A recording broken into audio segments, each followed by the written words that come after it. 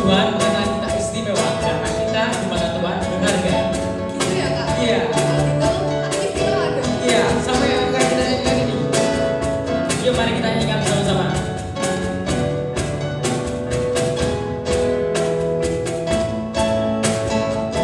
Dunia boleh katakan ku tak berarti.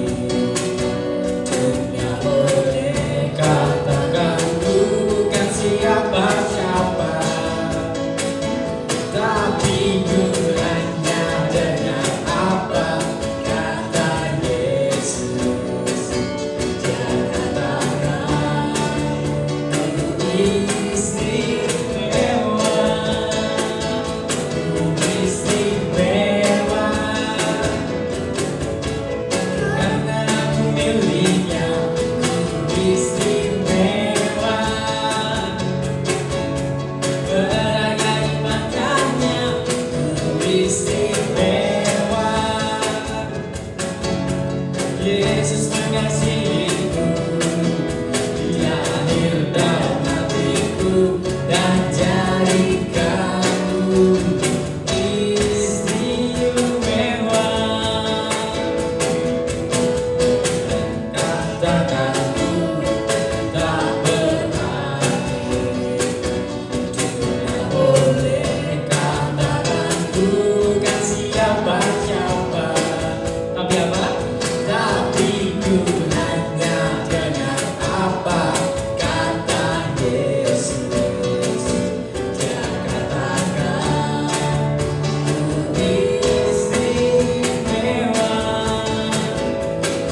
istimewa, mewah, karena ku miliknya, ku istimewa. Berbagai macamnya ku istimewa. Yesus mengasihiku, Dia hadir dalam hatiku dan jadikanku istimewa.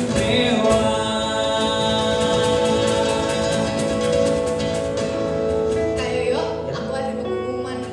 Apa? Aku mau kasih tahu ke Kak Yoyo dan teman-teman bahwa itu Allah tuh baik banget sama kita. Iya. Iya, bener banget. Sama kayak lagu ini. Yuk kita nyanyiin aja.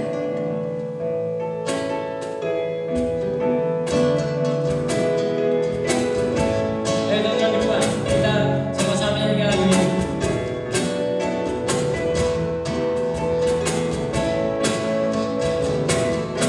Allah itu baik, sungguh baik bagiku. Tunjukkannya kasih setianya.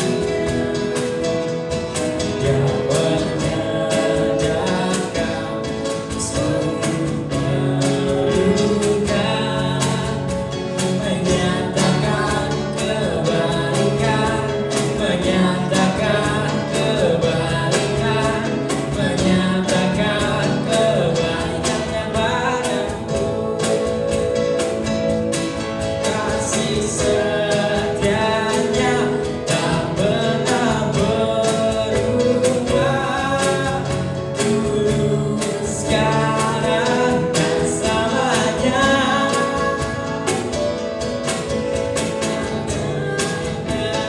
Kuasa dalam namanya, Yesusku luar biasa. Itu baik, sungguh baik bagiku. Hanya kasih setianya. Dia menyediakan keluhan, menyatakan kebaikan, menyatakan kebaikan, menyatakan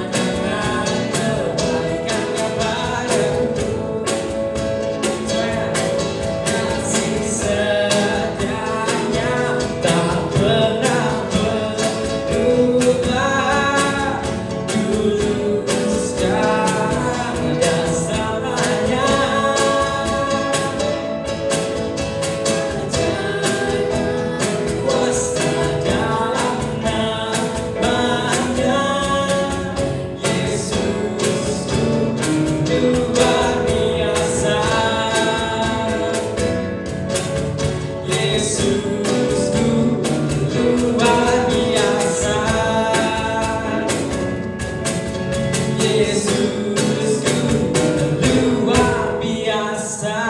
Beri pelayan Tuhan. Baik teman-teman, kita sebentar akan mendengarkan sebagian dari firman Tuhan. Mari kita nyanyikan lagu pujian dengan sungguh-sungguh sembah nama Dia.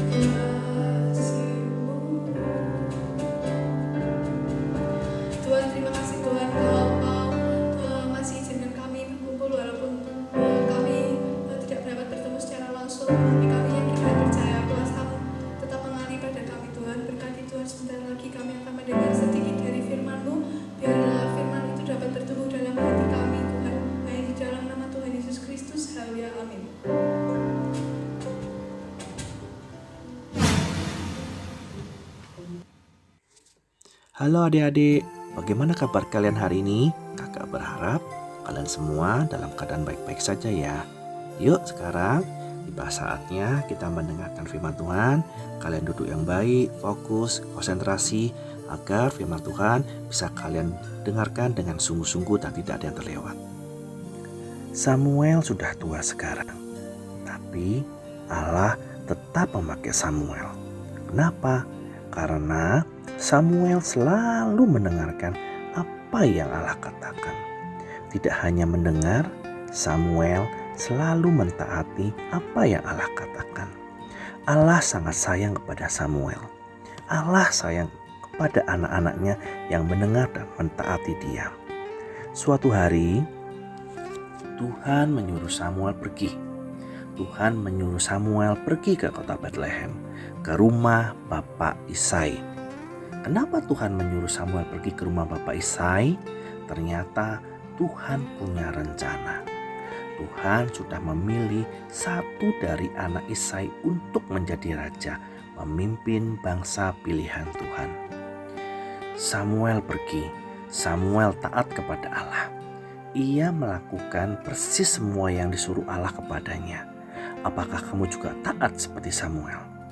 Bulan ini kita sedang latihan untuk banyak mendengar. Mendengar apa? Mendengar firman Tuhan.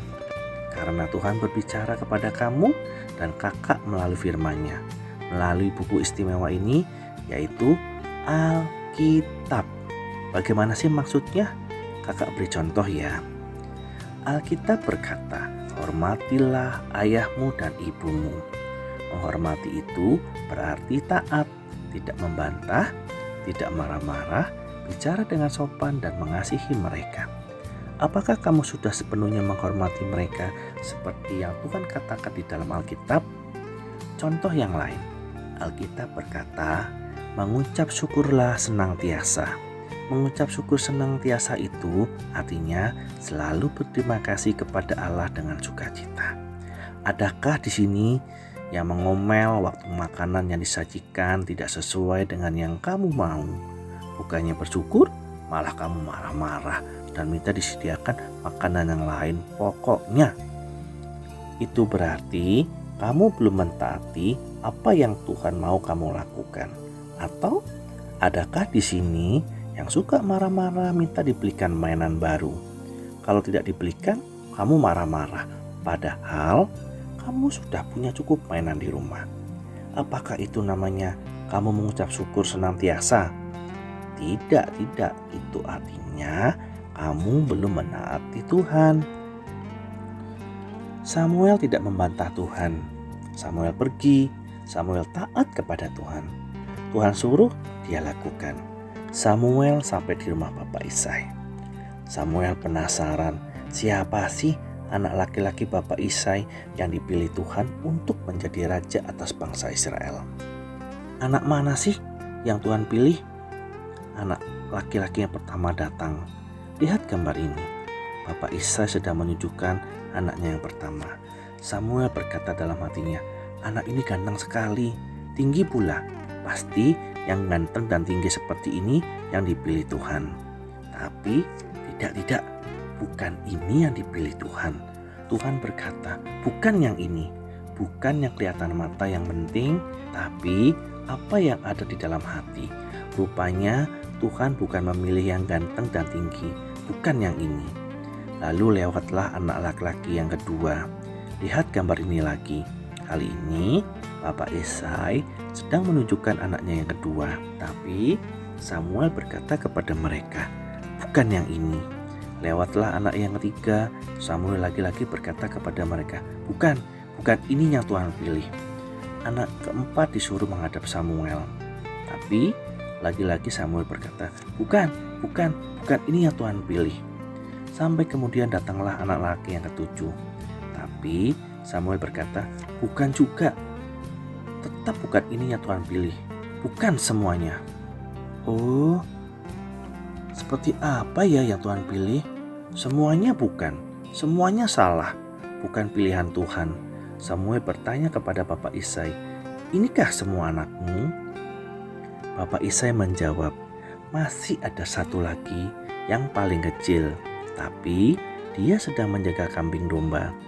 Mungkin Bapak Isai berpikir tidak mungkin anak yang paling kecil yang dipilih menjadi raja oleh Tuhan. Tapi Samuel menyuruh mereka memanggil satu anak yang paling kecil itu. Siapakah dia? Diakah anak yang dipilih oleh Tuhan untuk menjadi raja atas Israel? Anak itu datang. Alkitab mencatat, anak itu kulitnya kemerah-merahan dan memiliki mata yang indah. Tapi mungkin dia bau matahari ya, karena seharian ia menjaga kambing dan domba di padang rumput. Mungkinkah dia yang Tuhan pilih, anak yang paling kecil, yang bahkan tadi tidak dipanggil oleh papanya untuk bertemu dengan Samuel? Tahukah kamu, Allah berkata kepada Samuel, "Inilah dia yang aku pilih, urapilah dia." Wah, Tuhan ternyata memilih anak yang paling kecil. Siapakah namanya? Namanya Daud, anak laki-laki Bapak Isai yang paling kecil, yang dari tadi tidak ikut dipanggil menghadap Samuel. Ternyata Daudlah yang Tuhan pilih. Samuel mentaati Tuhan. Samuel tidak bertanya kepada Tuhan. Samuel tidak membantah Tuhan. Saat itu juga Samuel mendengar dan langsung mentaati yang Tuhan suruh. Samuel mengurapi Daud, Samuel mendoakan Daud. Persis seperti yang Tuhan suruh, ia lakukan. Sejak hari itu, Alkitab mencatat bahwa Daud dipenuhi oleh Roh Tuhan. Sejak hari itu, Allah memakai Daud dengan begitu luar biasa. Bisakah kamu bayangkan kalau Samuel tidak mau mendengar dan tidak mau mentaati Tuhan? Bisakah kamu bayangkan kalau Samuel maunya mengurapi anak laki-laki Isai yang lain? Tapi Samuel tidak melakukan itu. Samuel mendengar dan mentaati Tuhan. Samuel taat ketika Tuhan menyuruh dia untuk mengurapi anak yang paling kecil. Dan Tuhan sangat senang dengan apa yang Samuel lakukan. Tahukah kamu kalau Tuhan juga rindu sekali ada anak-anak yang mendengar dan mentaati Tuhan sejak dari kecil. Kamu bisa mendengar dan mentaati Tuhan mulai dari sekarang. Coba katakan ayat hafalan kita bersama-sama kakak. 1 Samuel 3 ayat 10. Bicaralah Tuhan sebab aku mendengar. Kakak ulangi ya, 1 Samuel 3 ayat 10. Bicaralah Tuhan sebab aku mendengar. 1 Samuel 3 ayat 10. Bicaralah Tuhan sebab aku mendengar. Siapa di sini yang setiap hari membaca Alkitab? Bagus kalau kamu sudah membaca Alkitab setiap hari. Bagi yang belum, ayo ajak papa dan mama membacakan untuk kamu setiap hari. Allah bicara kepada kamu melalui buku yang berharga ini, yaitu Alkitab. Yuk kita berdoa bersama-sama. Tuhan, bicaralah kepada kami sejak kecil, karena kami mau mendengar Engkau. Biarlah kami mendengar dan mentaati Engkau sejak kami kecil, supaya kami mengerti isi hati-Mu. Hanya di dalam nama Tuhan Yesus kami berdoa dan mengucap syukur. Haleluya. Amin. Shalom teman-teman, saatnya spa. Ayat spa hari ini diambil dari 1 Samuel 3 ayat 10. Kita baca bersama-sama ya. 1 Samuel 3 ayat 10. Bicaralah Tuhan, sebab aku mendengar. 1 Samuel 3 ayat 10. Bicaralah Tuhan, sebab aku mendengar.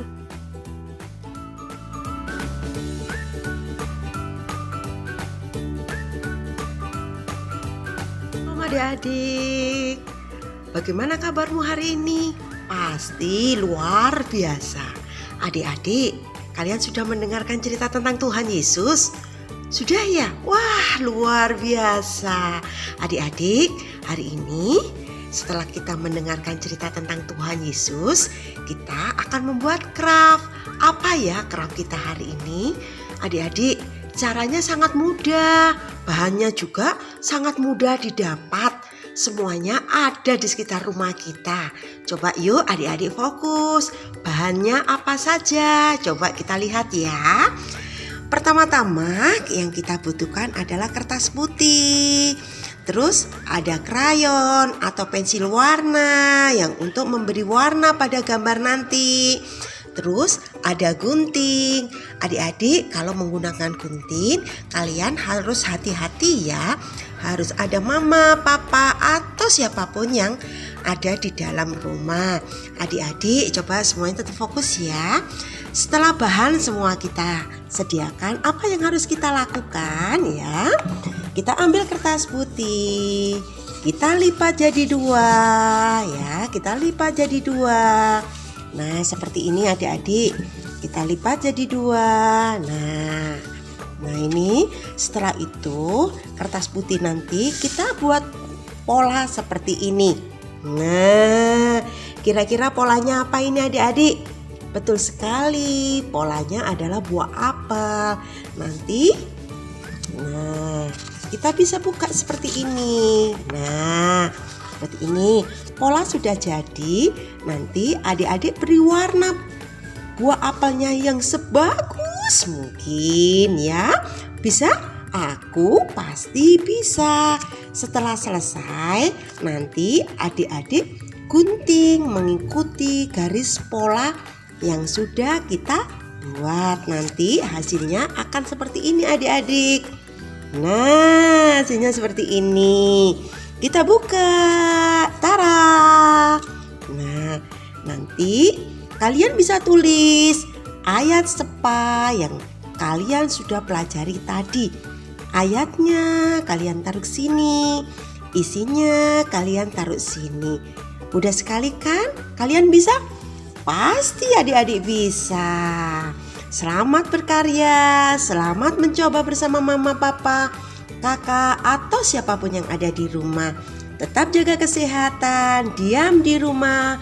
Tuhan Yesus memberkati.